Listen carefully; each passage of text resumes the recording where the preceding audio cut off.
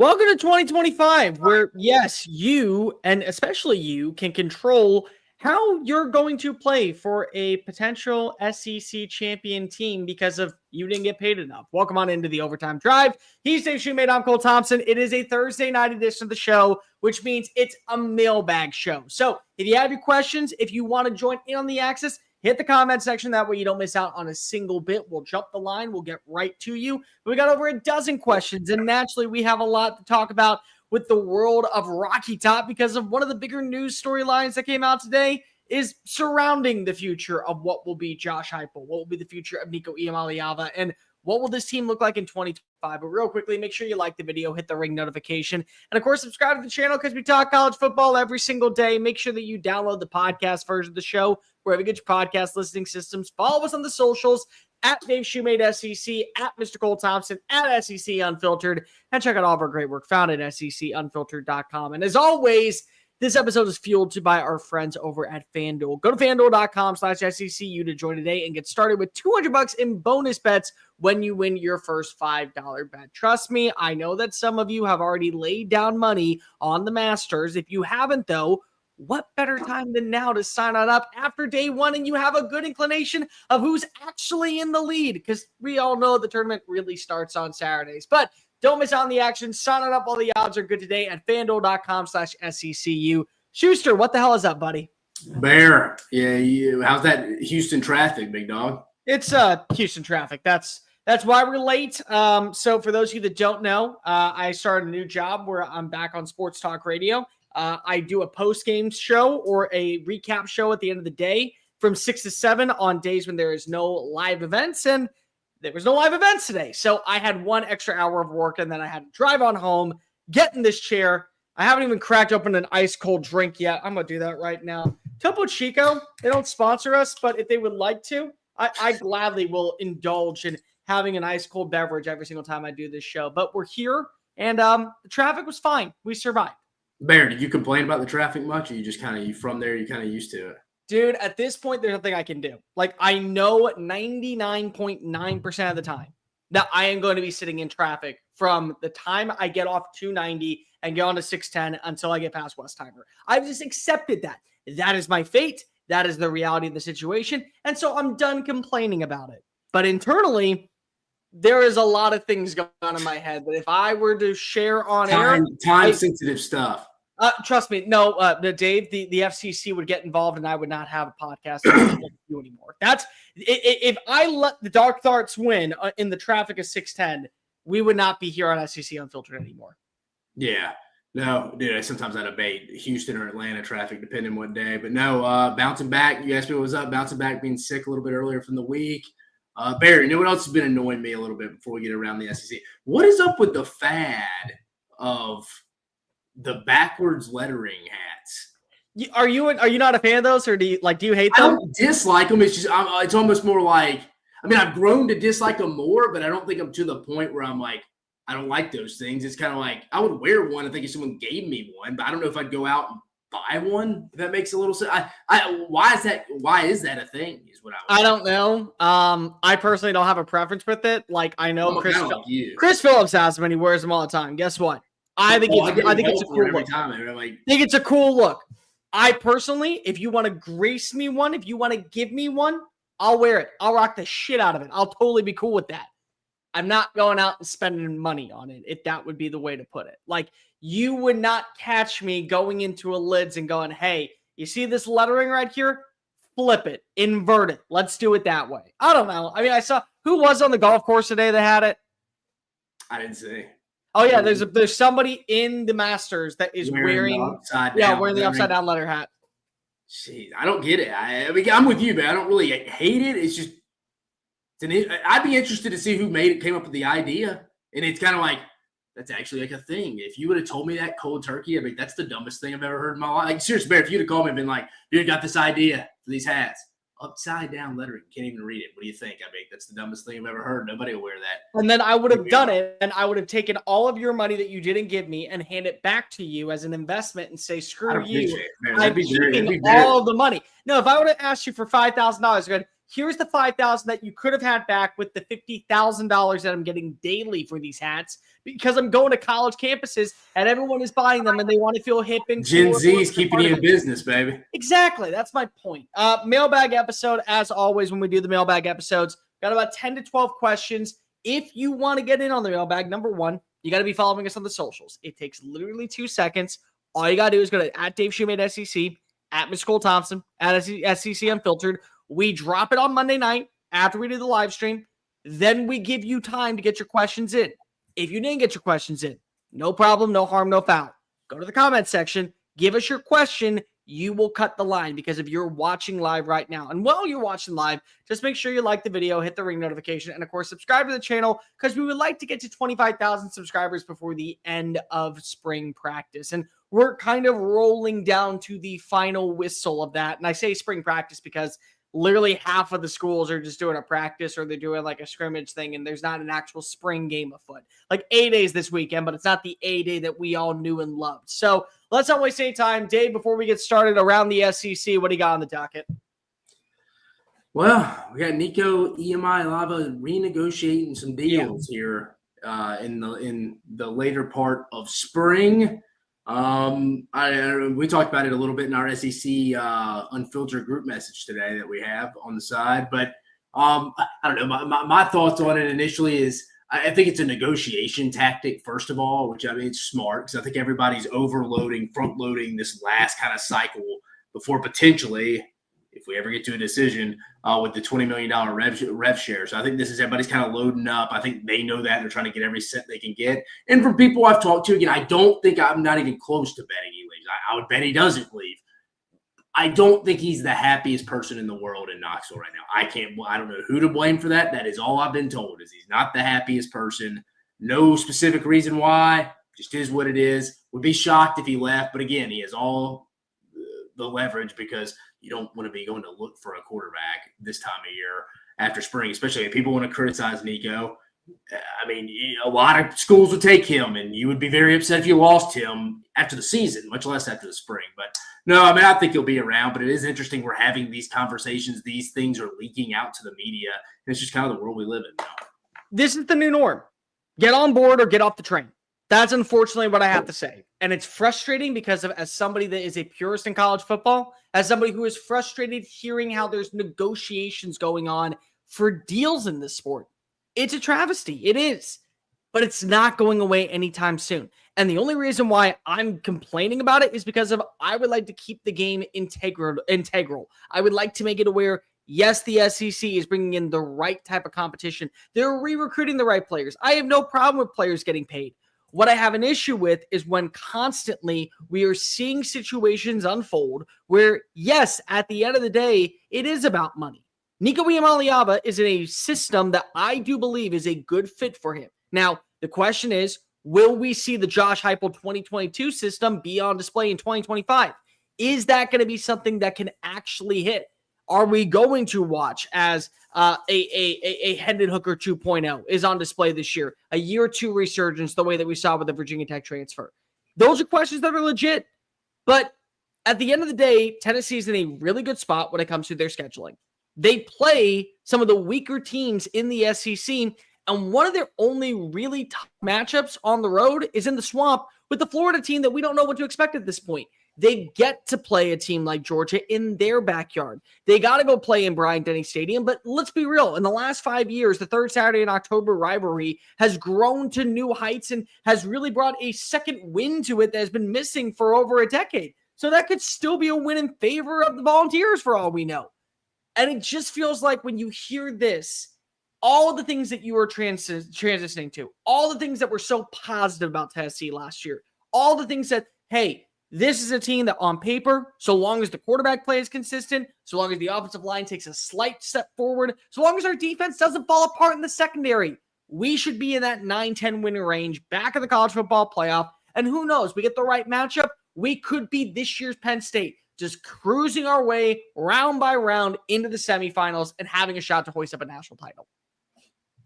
Next after that, staying at the quarterback spot, Sam Leavitt, I'm hearing to Georgia. Rumors, I don't think a lot of people know that.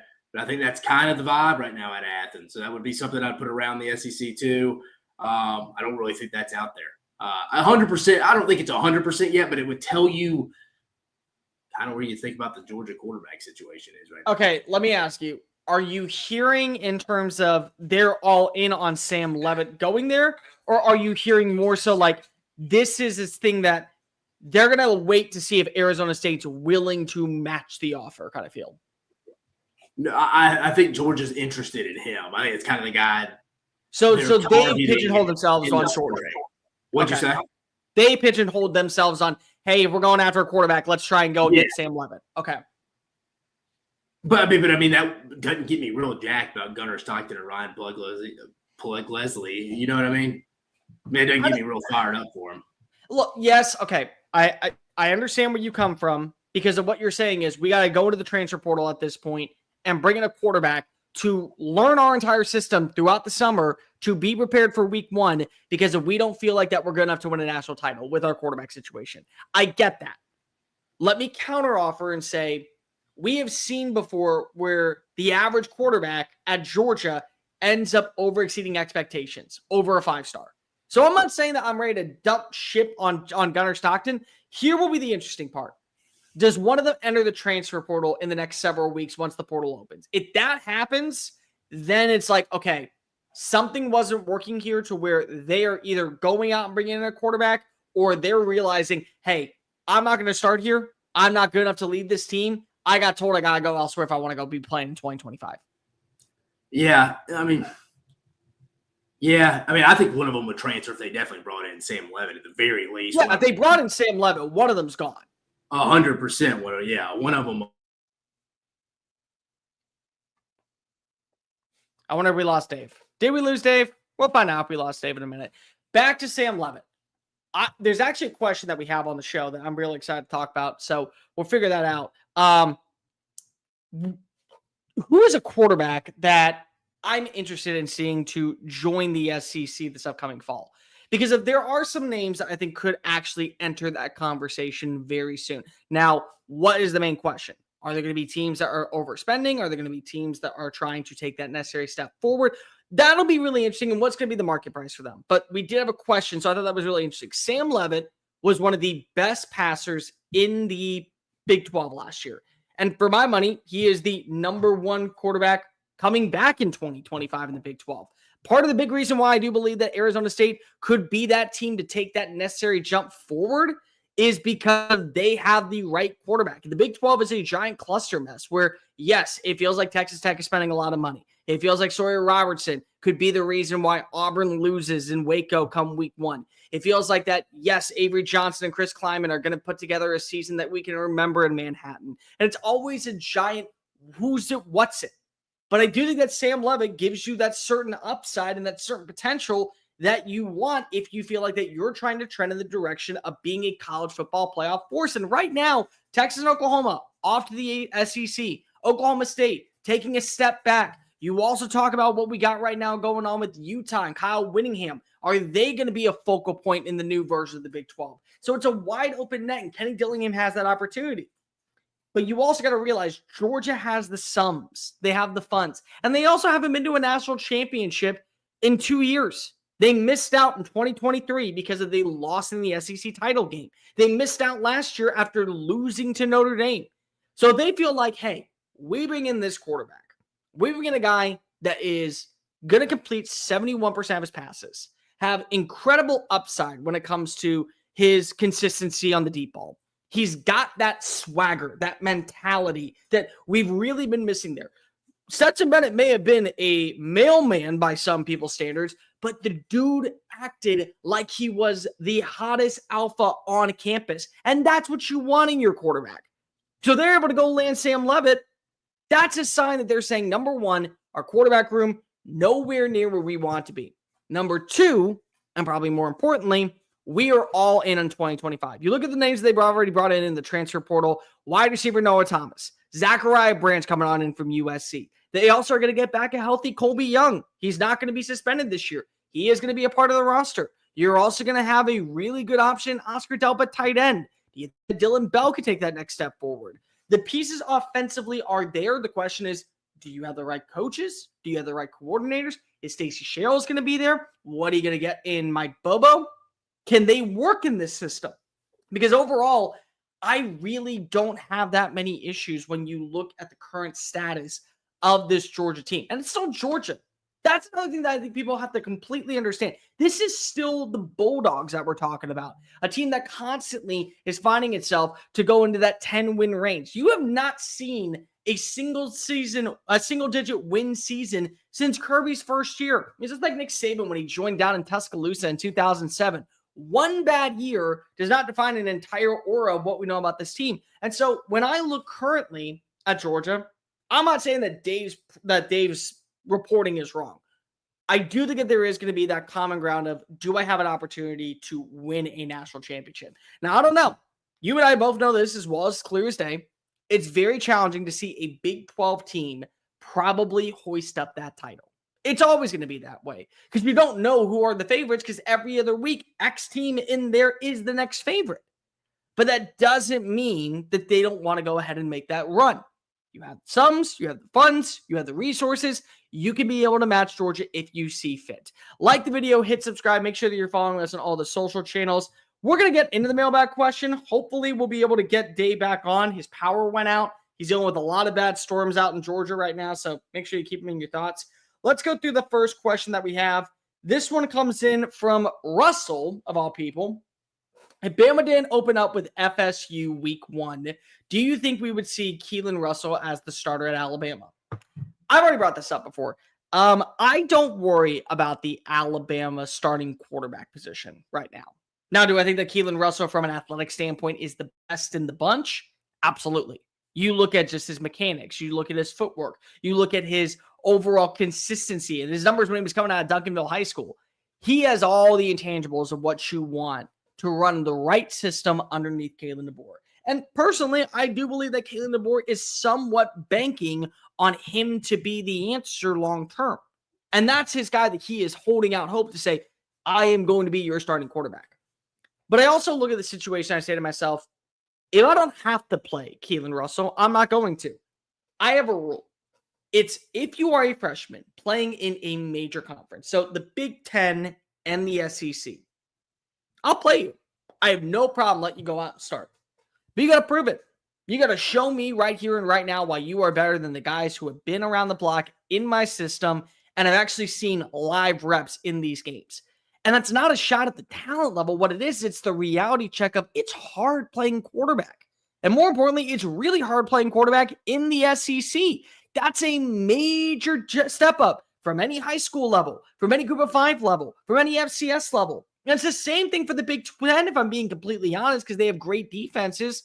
So when it comes to Keelan Russell, if he looks better than both Austin Mack and Ty Simpson, I'll throw him out there week 1 regardless if it's Florida State. It could be Ohio State. It could be TCU. It could be Bumbleskunk University. If that's the right guy for the job, then I'm going to play him week 1. And I think that there is a scenario where, depending on what version of FSU that we get, we could see all 3 quarterbacks going into this year. If you were to take Kalen DeBoer's side and sit him down after the start of A-Day and ask him, who was your starting quarterback? Gun to his head. I genuinely think he would not be able to answer that question right here and right now. I think he'd have a good inclination. We think Ty Simpson is really positive. We think really highly of Welcome Back, Dave. We think really highly of Austin Mack. We like where this team is with Keelan Russell if he had to start. But I don't think that he would absolutely feel content in naming a starting quarterback right away. We just answered the question on if FSU wasn't the starting quarterback. Wasn't the starter for Alabama. Would this team play Keelan Russell week 1? Sorry, folks. Bad weather in Atlanta tonight. Power went out. But no, real quick, Barrett, going back to my Ryan Puglisi comment. Sorry, my Sam Levitt comment. That's just what I've heard. That's, again, I would even bet it doesn't happen. Just you hear that stuff when you talk to enough people around it. Like, wouldn't shock me at all, but doesn't make me feel great about the quarterback position there in Georgia. And I think it's the lowest floor they've had in a while. We talked about that last Thursday. And then in that question, I don't know if Florida, depending who they opened up with, would change it. They're not going to. Again, I'm not really saying if they name a starter now. I'm just saying if he started in general. I don't think they name a starter now just because they don't want anybody to hit the portal out of those three. No, I mean, I think in today's game, I mean, whoever gives you the best chance to win I know that sounds cliche, but these coaches, that's the right answer. These coaches are paid to win football. I mean, it's a scoreboard business. There's no hiding. It's like Jimbo used to say, hey, I bet breakfast downstairs would be a little better if we tied their ass to the scoreboard about how it affected our team. Like stuff like that. I mean, kind of arrogant, but you're probably not wrong. Very scoreboard business, can't hide. Nobody's sitting players because of politics in the college football side of things. I think they'd be playing whoever the best player was. If that was Keelan Russell, who obviously has the highest upside out of this room. But, I mean, no. I mean, I think it's going to be Ty Simpson. I don't really think Florida State has anything to do with it. Question comes in from Zooman24. Do you believe that Bo Pabula gives us our best chance of going to the college football playoff this year compared to last season? Oh, yeah. Out of the same – between him and Sam Horn? I would say between him and Brady. Oh, compared to Brady Cook? Oh, I thought you were saying giving him the best chance this year. I'd go with Brady Cook. I mean, I'd go with Brady Cook. Off what I know right now, I mean, I don't know how you could say Bo Pabula could be better than Brady. I mean, nobody's seen him really play real reps.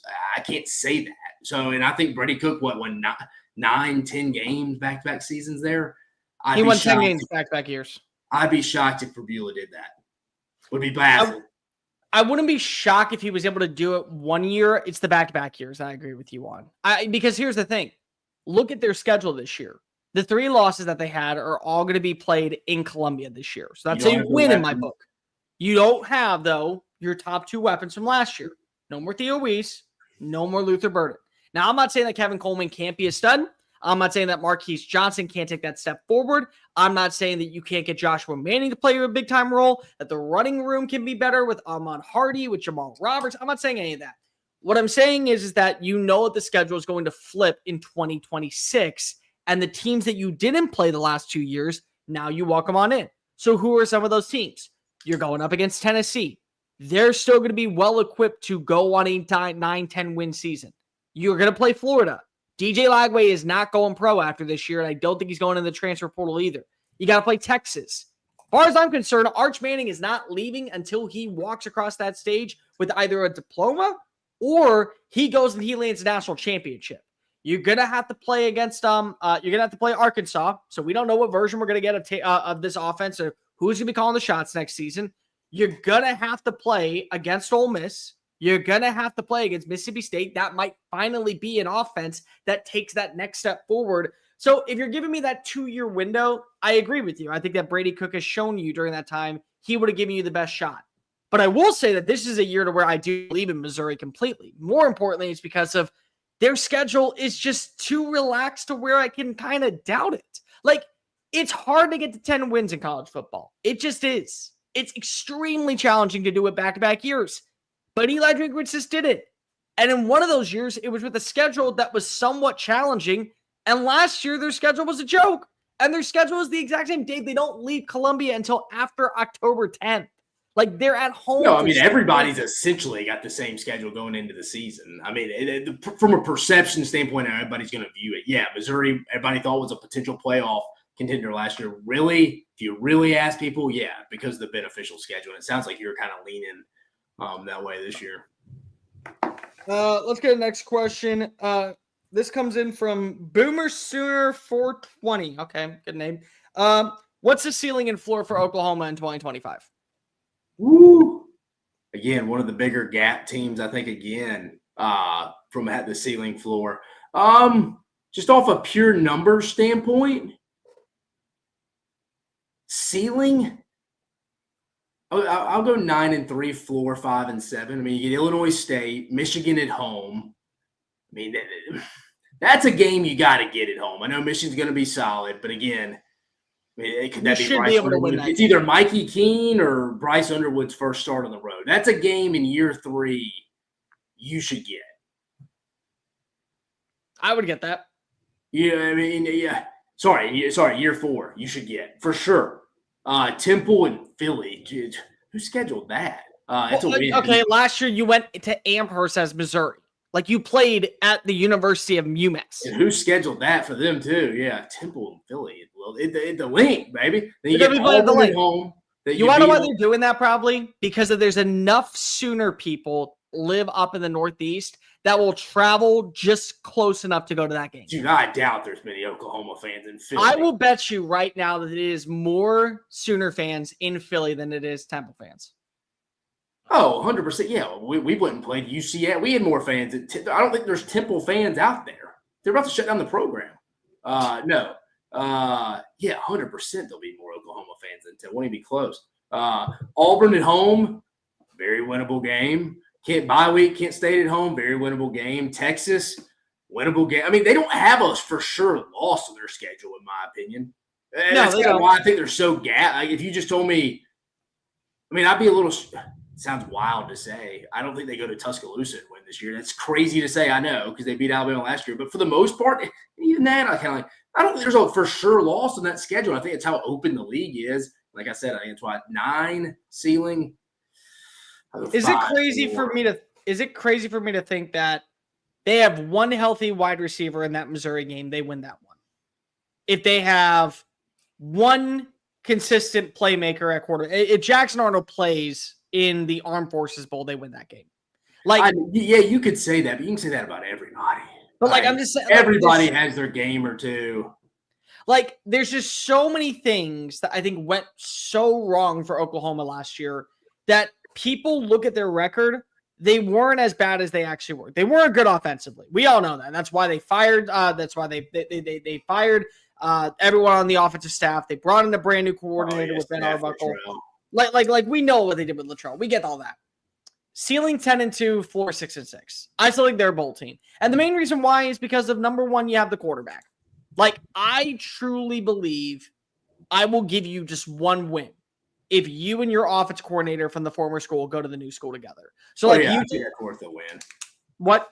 I think that's worth a win. I'm going 5 just because if it's a last year of a coach and it's kind of the shit's hitting the fan late, in today's time, those kids will quit. Because, like, here's the thing. That's why I think it could get to 5. I look at Utah. Utah just brought in New Mexico's offense coordinator. They also brought in Devin Dampier. Dampier had over, I think it was 4,000 scrimmage yards last year. That relationship is going to carry on in because it's his offense that he's running out in Salt Lake. So it's the same thing for John Mateer. Do I worry about the competition that he went up against when he was playing in the G5 level in the Mountain West? A little. I think that's fair. I think that's extremely fair. But that doesn't mean that because of he doesn't know how to transition against certain teams, you may not beat Tennessee, but you may beat Auburn. You may beat the brakes off of Texas in the Red River Shootout. You may beat the butt off of Missouri on the road. Like, that's what I'm saying, man. They don't have like a for sure loss on that schedule.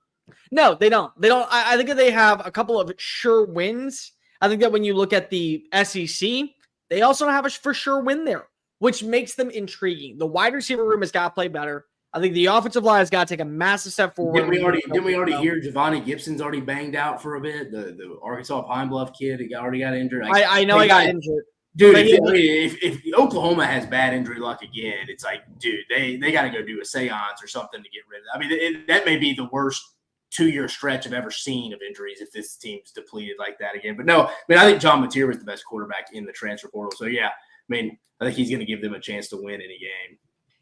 This comes in from Chris.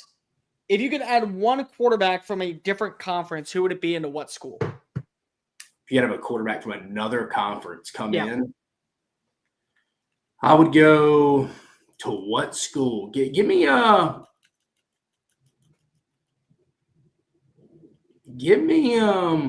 Cade Klubnik to Alabama, and I think they're a for sure playoff team.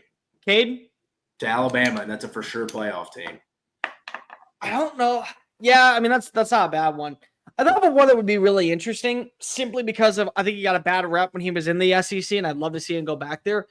I want Sawyer Robertson back in the SEC. I thought he played really well for Baylor last year, and I think that he's one of the more underappreciated quarterbacks going into 2025. Like, I have him as a top 20 returning QB. I think he could be really good. I'd actually like to see him in like a Kirby Moore system at Missouri. I think it'd be a really interesting fit. I also wouldn't mind seeing him play in Jeff Levy's system. Like, remember, he was at Mississippi State, and then Zach Arnett comes in. He leaves. He goes to Baylor. He ends up balling out last year. there's a world where I see Sawyer Robertson look the part of what I want my quarterback for a Jeff Lebby-led offense. Like, Yeah. I'm not saying that that's going to be good enough to get you to like a 9-win season, but his mobility, the accuracy, the trajectory of the deep ball, like those are things that I want for a Jeff Lebby offense. If I could get that dude in there, I think it at least would be really interesting to see what were going to be the outcomes of the games. Like, maybe not every game is a win, but they definitely have a couple of close calls, probably against ranked teams too. Like, I mean, Texas A&M, they play Tennessee, they play Ole Miss. Like, there's a scenario where they can do it. No, I mean, I agree. So I talked to Auburn's defensive coaches yesterday. We were talking about that game on Friday night they open up with against Baylor. I may go on that one. No, huh? I may go drive up that night. You should. No, they were saying, yeah, they were a little concerned about that. I mean, obviously they're confident, but they're like, that kid's pretty damn good. No, I mean, you're right. I think most SEC fans are familiar with him. That's a good one, Bear. Sawyer Robertson. I mean, yeah, Auburn staff already prepping for him. Crystal writes, who do y'all think will be the preseason favorite to win the SEC at Media Days in July? I'm going to go Texas. Again, I don't think there's a right answer 100%. There's no brainer to me. But okay, I think I'm going to change this real fast. I'm going to change this. You have a vote. Who would you vote for, and then who do you think is it going to be? Like, if you had to ask right now. I stand right now on April 10th, before you really get down to your post-spring and your real summer dissection before August, I think Alabama wins the SEC. Who I think they're going to pick, I think Texas. I would go Georgia wins the SEC. I get it. I know what you're telling me about Gunnar Stockton, but it's really hard for me to doubt Georgia in a year where Kirby is kind of starting to get a little bit doubted. Because think about it. What are we hearing right now? You just told me straight up quarterback position. If they're targeting a dude from the outside, they don't like the room that they have. And that means that they lost the quarterback who they thought was good enough to win a national title, who went on over to Miami for $6 million. Even though he was hurt, they don't have the right quarterback. But I also look and I say they led the country in drops last year. Their offensive line was far from what we expect. They couldn't run the ball to save their lives, and the defense took a step back.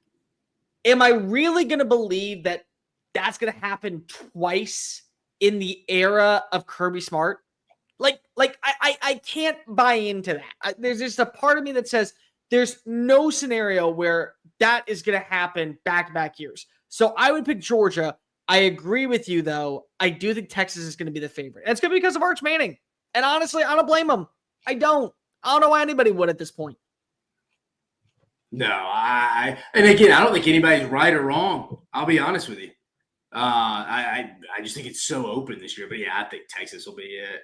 Dave, I want to go ahead and get paid, and I want you to get paid, and I want our friends to get paid. So how about we get them paid by going on over to FanDuel? And FanDuel is giving all new customers a shot to win $250 in bonus bets. All you got to do is join FanDuel today. You'll get started with $250 in bonus bets when you win your first $5 bet. So whether it be this NBA postseason you're seeing from three-pointers to steals to assists, FanDuel has so many ways to go ahead and make sure that you win your favorite player props. Plus, after the game tips off, you can even combine live bets into same-game parlays and a chance to win big. All you got to do, it's really simple, it takes 2 seconds.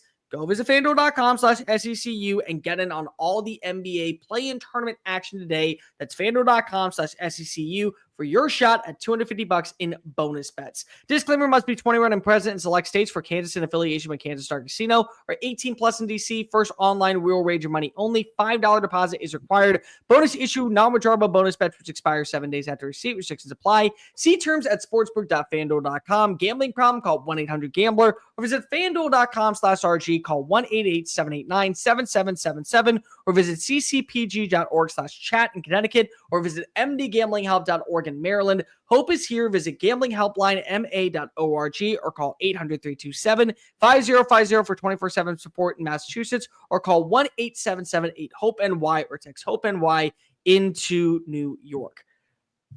Cock Country. All right, I can't believe that's an actual real name, but sure, we'll go with that one. South Carolina win total is expected to be at 7.5. Do they hit it before the last 2 weeks of the season? Let's see here, Bear. For the last 2 weeks of the regular season, 3 weeks. My apologies. So literally, that's before A&M, before Coastal, before Clemson. Yeah. No, I don't think so. I mean, Virginia Tech, I would give them a win there. I would give them a win over Virginia Tech. South Carolina State win. That's a win. Vandy win right now. Win. I'm gonna go. They lose to Missouri. I think they dropped one. Okay. They beat Kentucky. 1, 2, Okay. 3. So that's what 1, 2, Four. 3, 4. Lose to LSU. Okay. Man, that Oklahoma game, geez. See, okay, here's what I will give you. They lose to either Missouri or Oklahoma. I don't think they lose to both.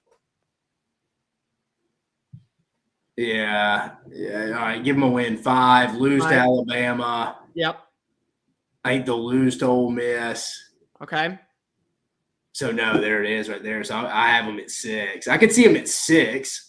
I could see them at 6. I think they'll be at 5 or 6 going into the last 3 games. I think they'll be at 7. Their last 3 games are Texas A&M, Coastal Carolina, and Clemson, right? Yep. I think they could be at 7. I think they could be at 8 if everything hits. Now, I agree with you. They're going to have that trap loss. I don't know what it is. Is it going to be against Missouri? Is it going to be against Oklahoma?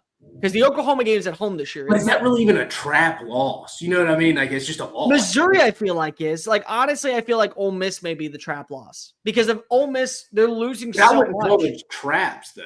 I think it's just a tough – I mean, Ole Miss and South Carolina could be easily very similar, right? A trap to me would be like Alabama going to Columbia would be a trap, kind of a – hey, or a trap game to me is kind of sandwiched in between 2 tough games. Like, I don't know. Oh, see, I'm thinking of trap as in, like, on paper, I'm better than you. I think that I'm better than you, and then I'm going to end up dropping it because of it. See, I don't think it's a sure thing South Carolina's on paper is better than Ole Miss. Going into the year, I think it is. For right now, I do. Now, I'm not saying in about. I don't know about that, Bear. I'm not saying within like 7 months. Like, hell, I might say Missouri is a little better on defense going into the year than South Carolina is right now. Yeah, defensively, I will agree with you. Offensively, but offensively, I won't. I won't say that. Cole, I didn't say that offensively. No. I'm trying to counteract it. Like, that's all I'm saying. I'm just saying defensively.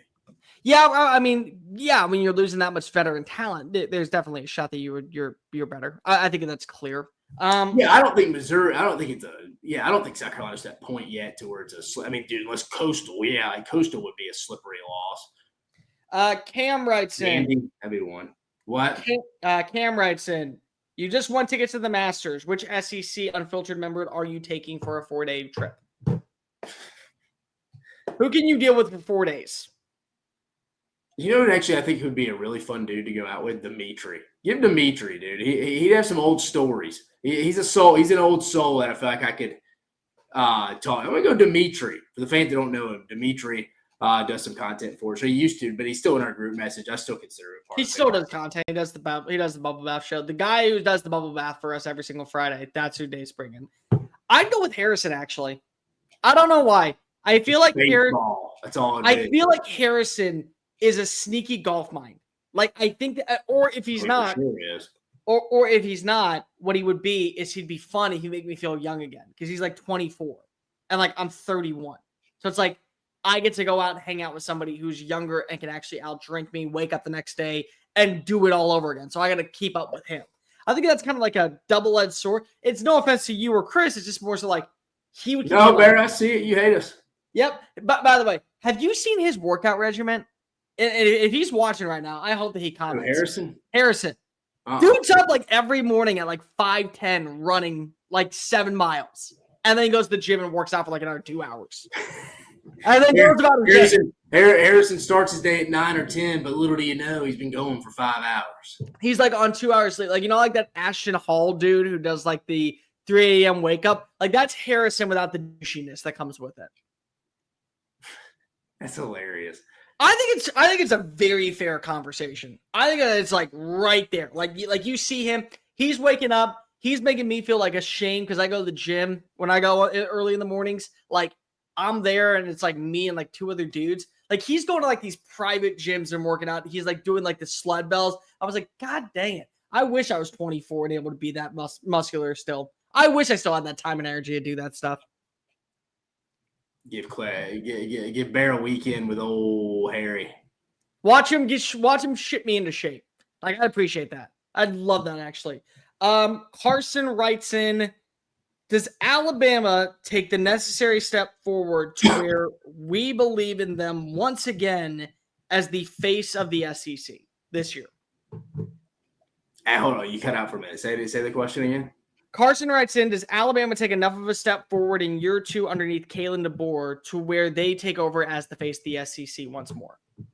I don't think just 1 year here would make them the face of the SEC. And I say that. I think overall the program, they're kind of them or Georgia, the face of the SEC continually. But for me I take that question a little bit. Would they be like the team to beat in the SEC? No, not on one great year. I think Georgia's kind of accomplished that from that perspective. But I do like Alabama going to the year. They're thin. They don't really have a ton of depth, but a lot of teams could say the same thing. They stay healthy. And all you told me was Ty Simpson was good, that's why I like Alabama right now to win this. But again, you're not confident with any pick because everybody has so many question marks. But no, I wouldn't. No, I don't think 1 year. I'd like to see him do it again. I don't know if there is actually a full-on face of the SEC anymore. I think there's like 4 that will rotate. Number 1 is Georgia, naturally, because it's Kirby and he's the coach that people are chasing after because he has the 2 national championships. 2 is Texas because Texas has the resources. They have the branding. They have a coach in Steve Sarkisian that you can buy behind. They have the quarterback in Arch Manning. And they've also now shown you in 2 years they can win. 3 is Bama because of the history that is Alabama football. And then insert 4th team here.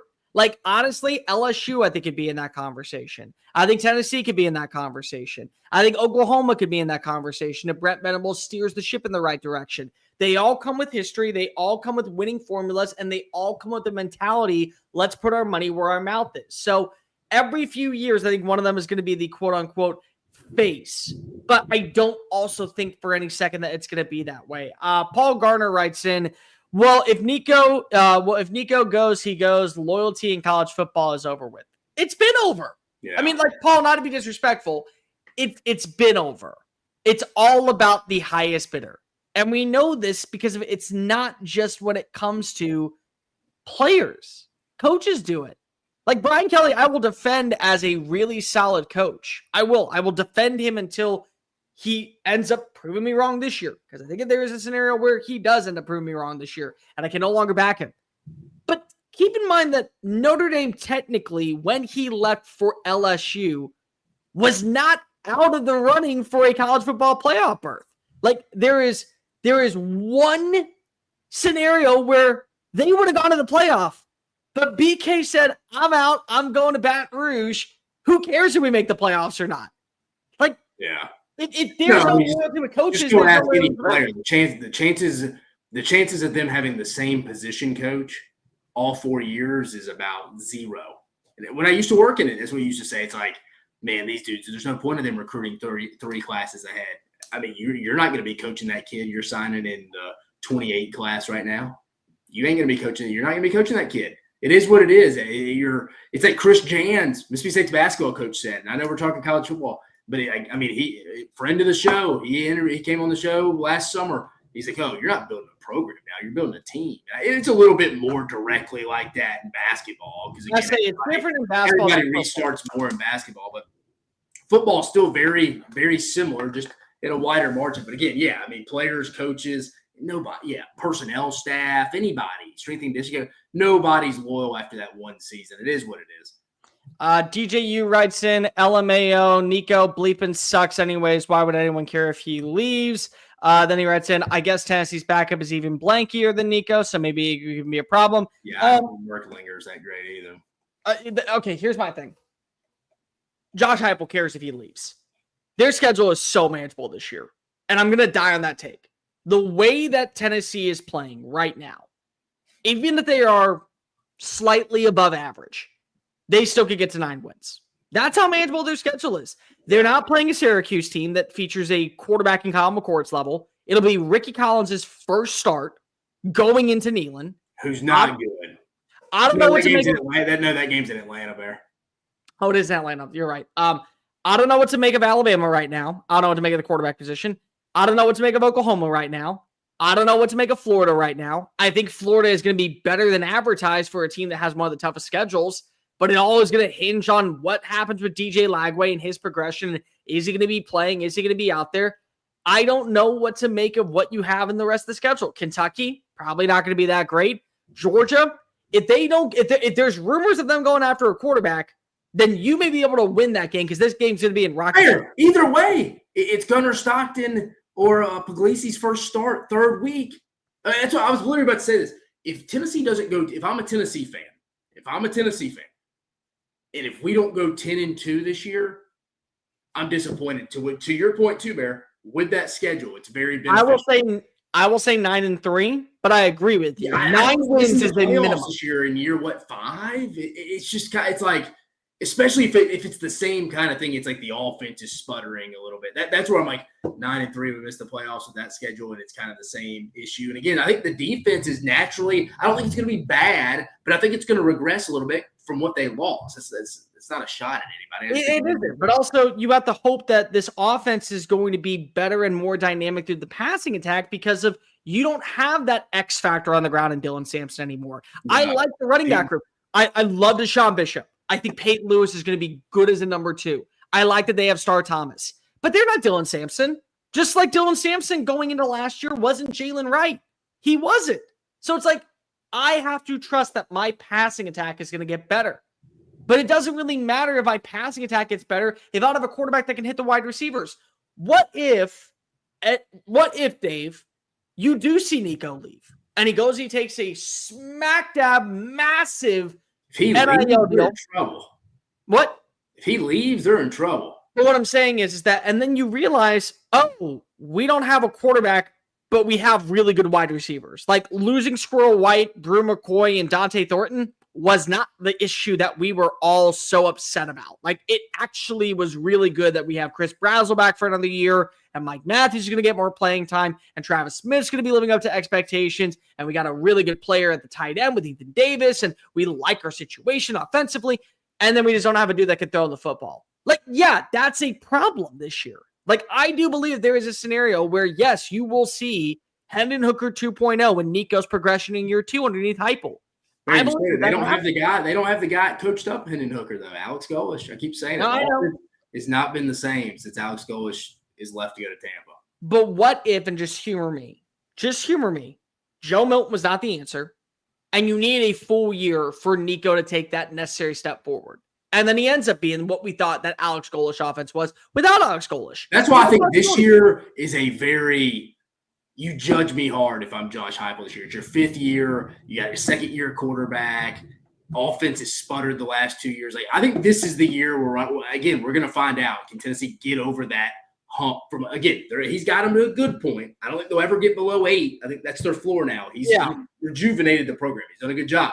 It's just now to that point. You have to start winning these big games, these big road games. Dude, if they don't beat Georgia week 3 this year at home, and especially if I know they're pushing for it to be a night game, if they don't get that win this year, because I think this is the lowest floor Georgia's had this year, which, I mean, it's first world problems. It's like a 9-3 team. I say, what's the floor? 9-3?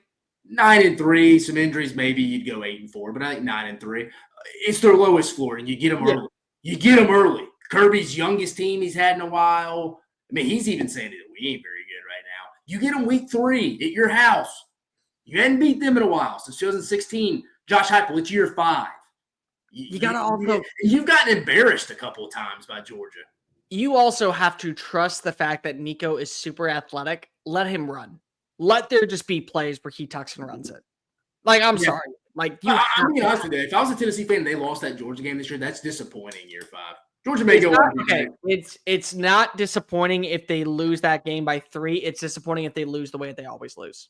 Then it's very disappointing in my opinion. Dude, but at some point, even 3. I mean, dude, Tennessee's a proud football program. I know. Loss, dude. You're taking a moral loss in year 5 at home. I'm not saying that. Listen, I'm not a Tennessee fan, so I don't have that connection. I'm looking at it from the perspective of it is. I think any fan base would be frustrated with that. That's Kirby Smart, though, coming into my territory. It's like the new Nick Saban.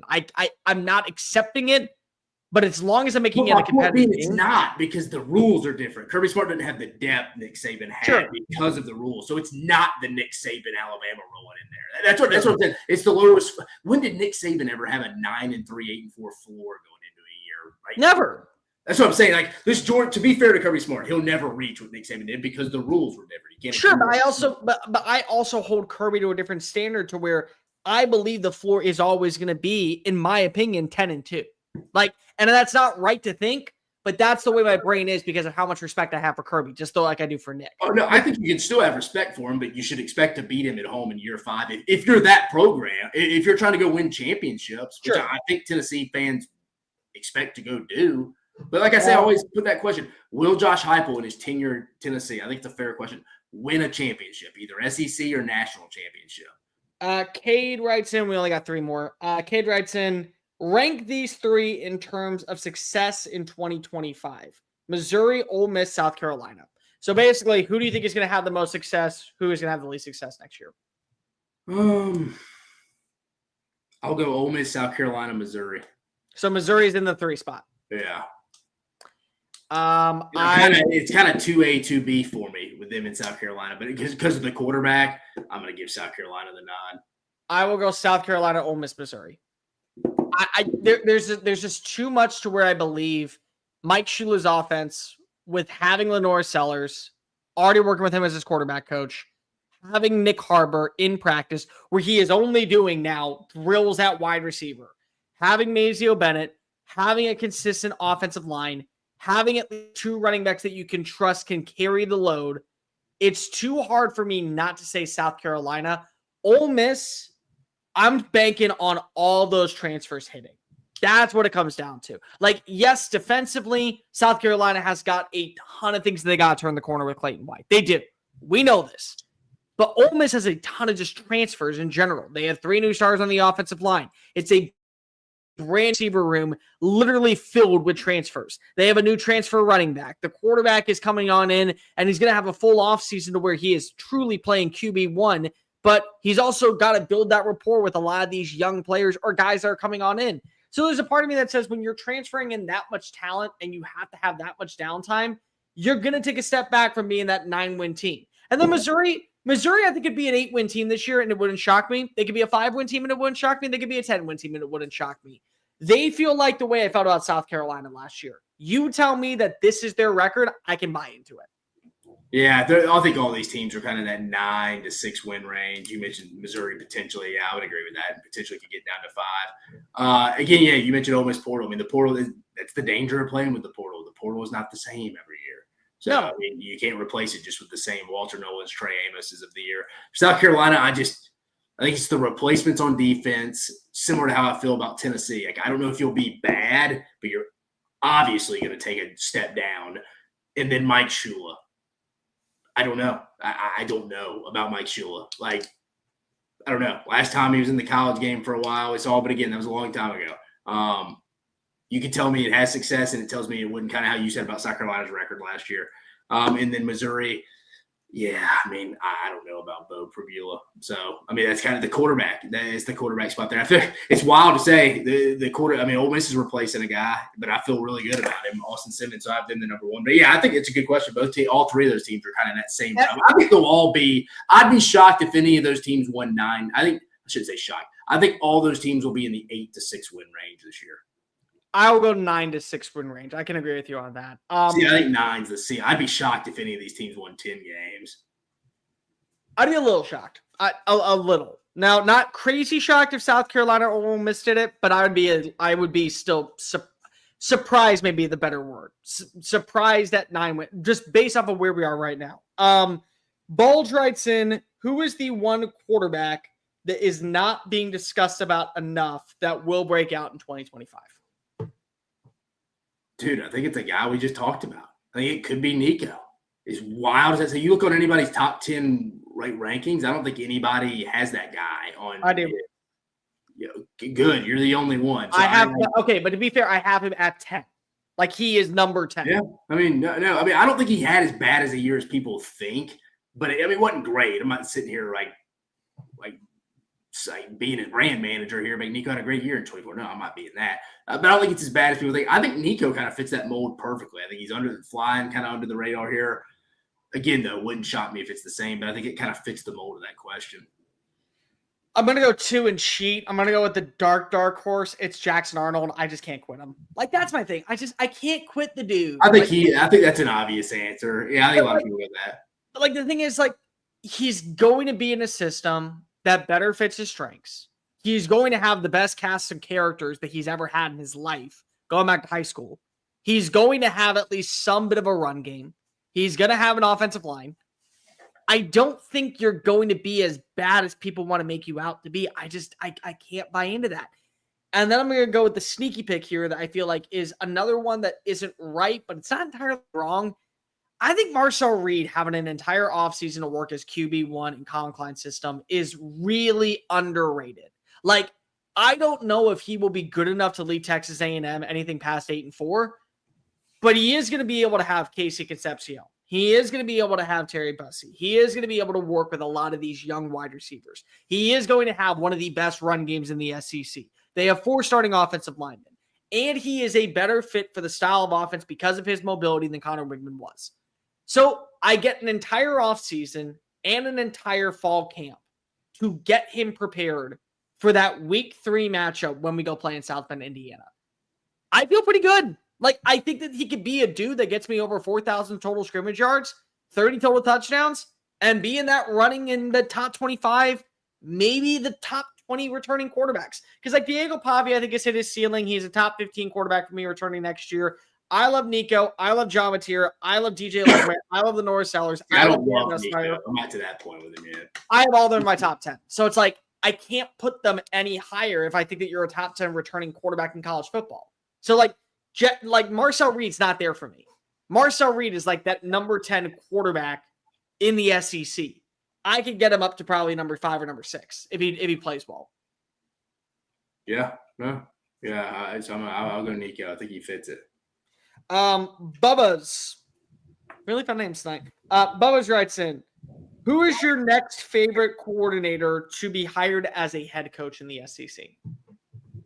The next coordinator to be hired as a head coach in this league. No, a coordinator from this league to be hired as a head coach somewhere. Oh, who's the next one, or just in general who could be? Or who do you think it would be? I'm gonna go. We'll go Kane Womack. Really? Alabama's defensive coordinator. Really? You feel that good about it? Yeah. I mean, I don't think there are a lot of hot, sexy coordinators in the league really right now. They're either about to age out or very unproven. Like, okay. Like Bobby Petrino and Mike Bobo aren't getting. They're not going anywhere. Petrino may. Bobo, no. Do you think Shumate, I feel like, I think he's waiting for the right opportunity. So I'm not sure if he would take it. Yeah, I don't. Yeah. I got it. Blake Baker is one that I really want to go with because I feel like though, like maybe a low. Yeah, I mean ULM. See, I can make this work because if I don't think it's gonna be him, but I think Joe Sloan would be one to keep an eye on, especially if you watch the offense take that next step forward this year. If they're able to have a decent run game, if the offensive line can do a good job blocking in the red zone, turnovers come down for Garrett Nussmeier. You see that same resurgence that you saw with Jane Daniels in year 2. I don't think he would be one of these guys that we're talking about going to get like a massive head coaching job, but you mentioned it. Let's say Vincent Bryant leaves ULM. I could see Sloan going there. I could see a scenario where he goes to a G5 level school, such as in East Carolina, or like you watch as North Texas loses their Eric Morris because he gets a better job and he goes there and replaces him and keeps that offense personnel alive. I could see him being like a name that I constantly want to see get a P4 job is Tyson Helton. I think that he has earned the right at this point to at least fight for a G4 job. I could see him running a similar offense for Western Kentucky next year. Like, I could see Joe Sloan being that guy. There's a part of me that believes that you're going to see that continued growth the way that you did with Denbrock and Daniels in year 2, with Nussmeier and Sloan in year 2. Yeah, I'm just going Cam Womack because I think they're going to be good on defense, and I think he's kind of itching potentially to get another job. Last question comes in from Bama Barnes 17. Who is the number 1 wide receiver for Alabama this year? I mean, Ryan Williams is the one.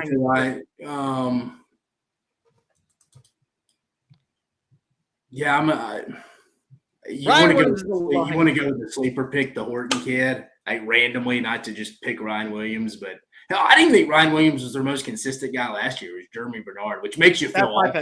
pick. If you're Alabama and he's your third receiver. If I told you that was my pick, would that be shocking? Jeremy Bernard? Yeah. No, I would not hate that pick. I'd actually really like that pick. It's a dude who's going to be going into his third year with this system underneath Kalen DeBoer, and he's a senior. So he's already proven every single route concept. And it truly felt like last year, and it's not an insult to anybody on the former staff, but it felt like there were so many moments that Jalen Milroe just didn't want to target him. Like, if you go back and you watch how many times he was open, just never connected. It just felt like Jalen Milroe never even looked his way. Yeah. No. And they got the Latier Brooks kid who looks good so far, the freshman. I'm with you. I don't think it'd be him. I like the Jeremy Bernard pick. Again, he was the most consistent guy. And to be fair, Ryan Williams was a freshman last year. So, I mean, he can take that next step. But no, I'll go Ryan Williams right now, but wouldn't shock me if it ended up being Jeremy Bernard. Most trusted, most consistent, I would go Bernard. That does it for the mailbag tonight. Real quickly, make sure that you like this video, hit the ring notification. There's over 750 of you watching right now. So that means that I know you're watching. So whether you're on Facebook, on Instagram, on Twitter, on YouTube, just go on over to the YouTube page, hit the ring notification. That way you know when we go live. We do a live show twice a week on Mondays and Thursdays. Because of the tournament's over, we'll be going back to normal scheduling this Monday, and then we'll have another mailbag on Thursday. So hit that ring notification. Make sure that you also subscribe to the channel because we talk college football every single day. Download the podcast version of the show. Leave a nice little review over there. That way you go ahead and help us boost up our numbers. Make sure you follow Dave at Dave Shumate SEC. Follow me at Mr. Cole Thompson. Follow us at SEC Unfiltered. And check out all of our great work found at secunfiltered.com. For Dave Shumate, I am Cole Thompson. I'll be back on Sunday for Sunday Fun Day. They will be back on Monday for the overtime drive. But in case we don't see you until Monday or Sunday, have a great weekend. Stay safe. And make sure you remember, you only live life once. Go ahead and live it to the fullest. Bye.